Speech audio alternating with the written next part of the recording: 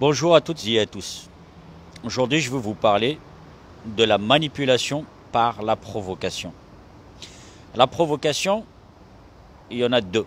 Il y a la provocation agressive, il y a la provocation pour faire parler l'autre.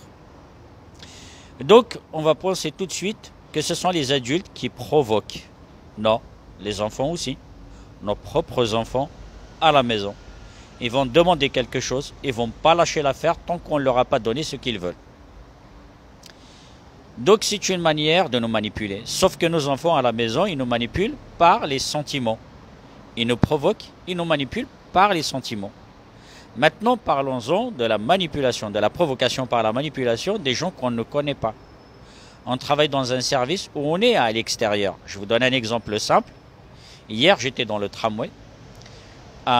Une personne qui demande de l'argent aux gens et vient vers moi et me dit « Monsieur, avez-vous une pièce à me donner ?» Je lui ai dit non. Il reste, il me regarde. « Monsieur ?» J'ai dit oui. Il me dit « Avez-vous une pièce à me donner ?» J'ai dit non. Il me redemande une troisième fois, une quatrième fois, mais avec toujours cet air calme. « Pourquoi monsieur, vous travaillez, pourquoi vous ne me donnez pas de l'argent ?» J'ai dit « Je n'ai pas. » Il continue encore et encore et encore et encore, jusqu'à un moment où je l'ai regardé un petit peu de travers. Et là, il est parti.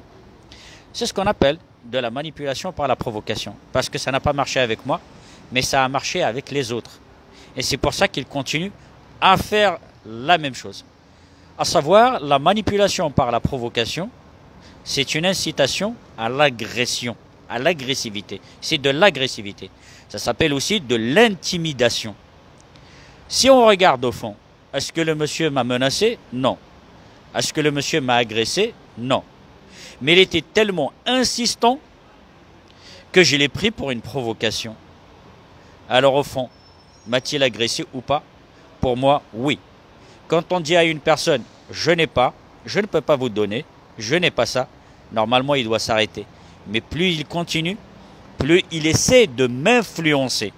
C'est ce qu'on appelle de la manipulation par la provocation. Il y a encore d'autres manipulations qui sont vraiment très très complexes. Par exemple, dans une administration, où une personne va demander un renseignement ou un dû, ou peut-être même pas un dû, mais tant qu'on ne lui demande pas, tant qu'il insiste, mais avec un air très calme, très très calme. Cet air très calme et insistant va pousser l'autre à faire une erreur, et voilà, elle est gagnante. Voilà mes chers amis, je vous souhaite une agréable journée et à la prochaine.